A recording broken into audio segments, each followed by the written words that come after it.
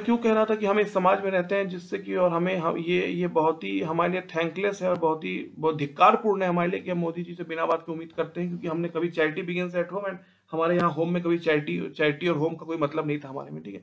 तो जिन्ना साहब ने कहा कि ये जो है Muslims and Hindu are two different nation, मुसलमान और हिंदू अलग नेशन है, एक साथ नहीं रह सकते। जिन्ना साहब ने अपने हर स्टेटमेंट में, हर स्पीच में कहा इस बात को, ठीक है। तो लोग जिन्ना को दोष देते, अगर मैं जिन्ना की तारीफ कर दूंगा तो मुझ पे लोग गाली देंगे, तुम जिन्ना की तारीफ करो। लेकिन बहुत इंपॉर्टेंट बात, जब 1931 अटल जी की कविता भी है कि 15 अगस्त का दिन कहता आजादी अभी अधूरी है और सपने सच होना बाकी है, रावी की शपथ, रावी नदी पे ही लाहौर का सिटी है।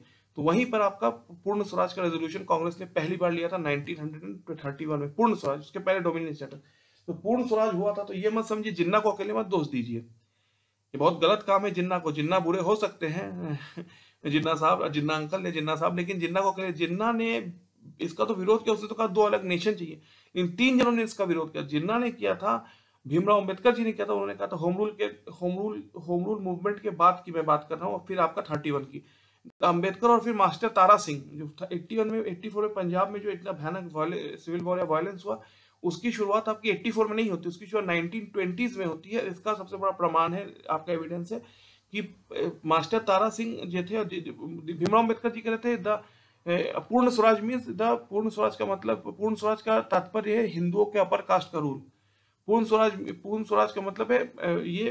फिर मैं आता हूँ, जिन्ना साहब तो कहते हैं हिंदू और मुस्लिम दो अलग मुल्क एक साथ कभी नहीं रह सकते, हिंदू धर्म और मास्टर तारा सिंह कह रहे थे कि it is the rule of Hindus over the Sikh community. Jinnah sahab कह रहे हैं Hindu and Muslim are two different nation, they can not live together. और भीमराव अम्बेडकर कह रहे हैं पूर्ण स्वराज का तात्पर्य या मीनिंग है कि rule of the upper caste. तो जिन्ना को जो सिर्फ दोष देते हैं उन पे मैं ये भी बता देता हूँ कि 31 में जब पूर्ण स्वराज का होता तो इसमें, और मैं आपको, अब आप कहेंगे क्या, जब मैं कहता हूँ कि हमें धिक्कार कभी कभी हो जाता है कि हम ऐसे समाज से बिलोंग कर, तो मोदी जी से उम्मीद करते हैं कोई इंडिया को स्टार्टअप बना दे, ये बना दे और क्या बना दे, ओलंपिक गोल्ड बना दे, ये बना दे, तो हमें धिक्कार। क्योंकि अब मैं कश्मीर की बात करूंगा और उससे मैं आज के मोदी जी के आज कर मुस्कुराऊंगा। आप सोचिए, कश्मीर की लड़ाई की बात नहीं कर, कश्मीर। तो जब ये महाराजा ने एक्सीड कर दिया, तो नेहरू ये भी कह सकते थे उसमें कि मैं सेल्फ डिटर्मिनेशन करा दूंगा, मैं कश्मीर के लोगों से पूछ लूंगा कि आप पाकिस्तान, नेहरू खुद कहते हैं। लेकिन नेहरू एक थर्ड पार्टी जिसका हेडक्वार्टर न्यूयॉर्क में, यूएन, नेहरू यूएन को लाते हैं कश्मीर इशू में, और ये कहते हैं कि no, UN will decide the final settlement of fate of Kashmir, UN will decide the fate of Kashmir.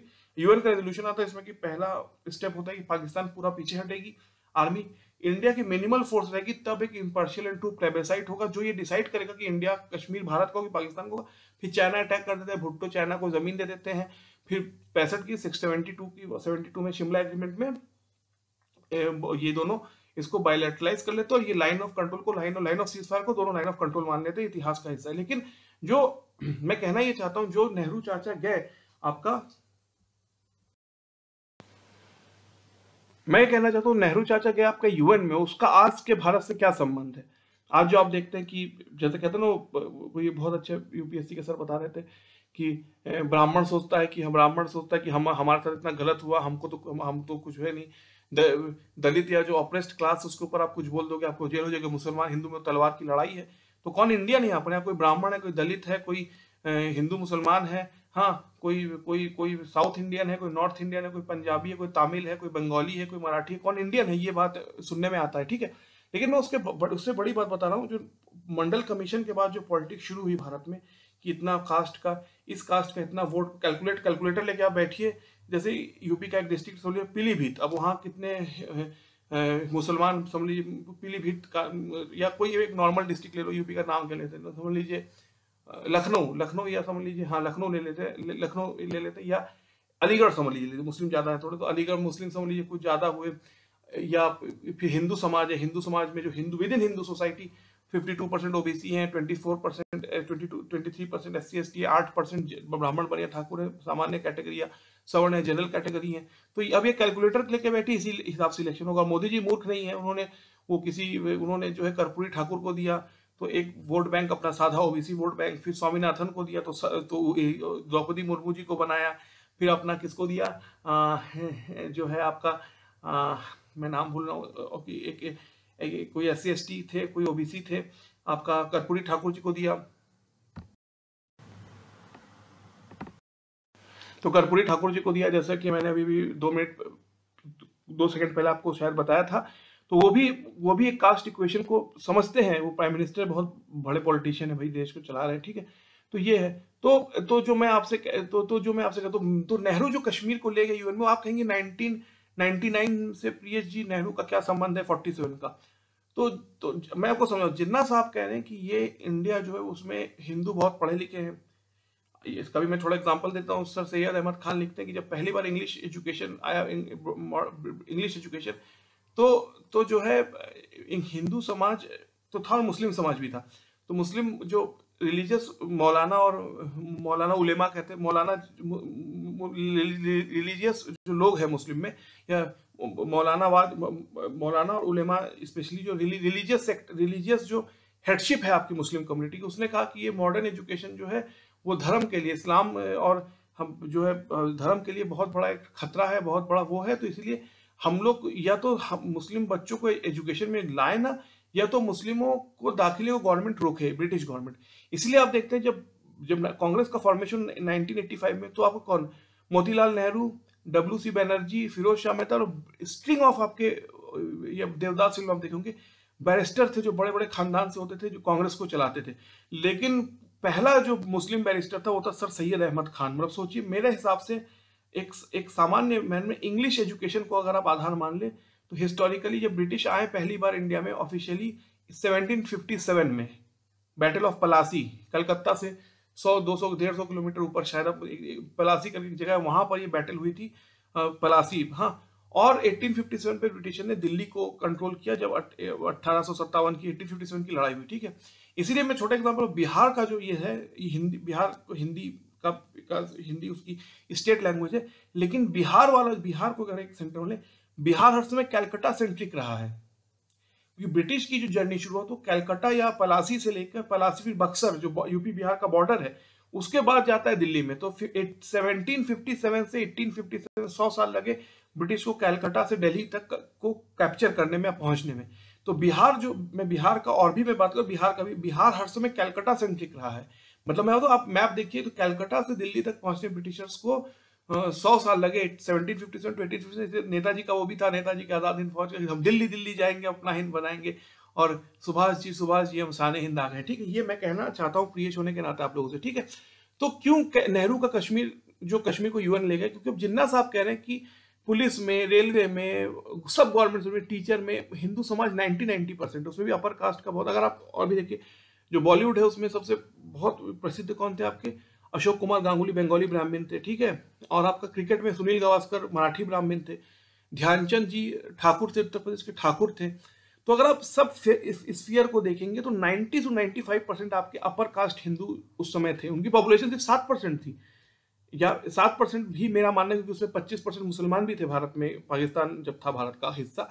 तो 7% थी, लेकिन इतना डोमिनेशन था उनका पूरे भारतवर्ष में। अगर आप उस समय के इतिहास को देखिए, चाहे क्रिकेट, स्पोर्ट्स को देखिए, सब चीज में, फिल्म को देख लीजिए, सब चीज में अब जो सवर्ण अपर कास्ट हिंदू का इतना बड़ा जो है डोमिनेशन था भारत में, ठीक है। तो ये था, तो हर चीज में। और ब्रिटिश इंडियन आर्मी में भी जो फर्स्ट वर्ल्ड वॉर हुआ 1919 में, उसमें 50% के आसपास मुस्लिम इसलिए थे कि भारत की जो आर्मी थी, टोटल ब्रिटिश इंडियन आर्मी, उसका 54% पंजाब से आता था, पंजाब प्लस पेशावर।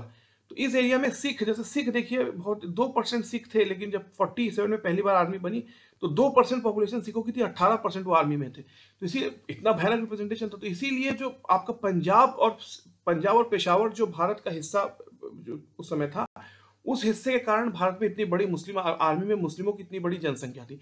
और फर्स्ट वर्ल्ड वॉर में 50-50 थे, हिंदू और मुस्लिम, नॉन मुस्लिम और मुस्लिम। हाँ, सेकेंड वर्ल्ड वॉर में कांग्रेस बड़ी कहते हैं ना कि सियानी बिल्ली की कह लीजिए, बहुत ही जो है बुद्धिमान और बहुत ही डिप्लोमेटिक पार्टी थी।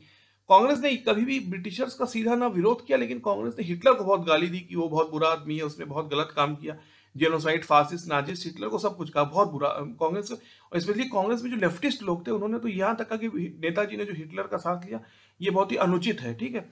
और कांग्रेस और हिंदू महासभा, जिसको जिन्ना कहते थे, कांग्रेस और हिंदू महासभा एक है, इनका नाटक है सेकुलरिज्म का।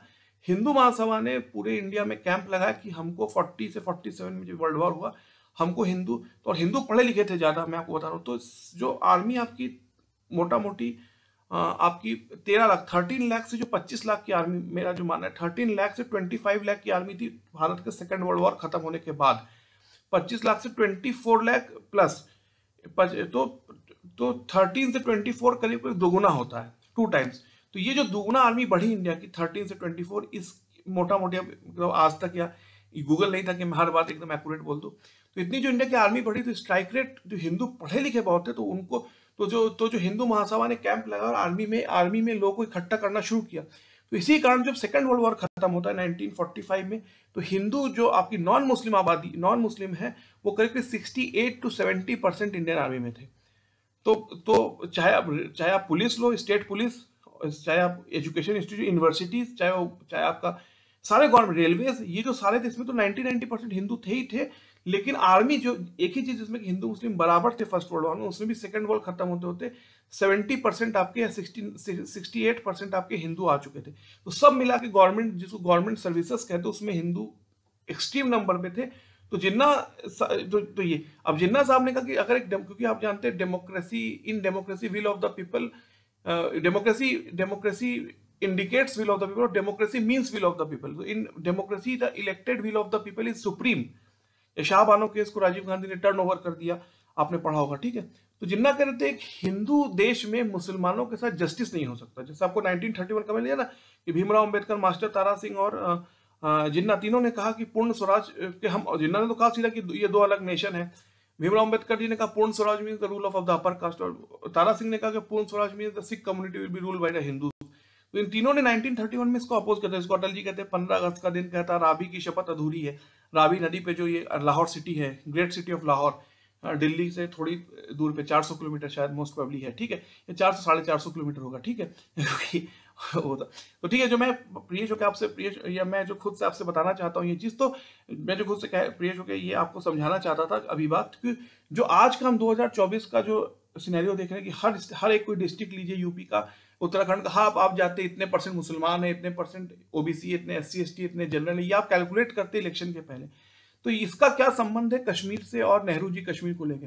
तो इसका डायरेक्ट रिलेशन है कि जो ब्रिटिशर्स कह रहे थे कि ये this is not a nation, it's like equator and there will be no, there is nothing called India.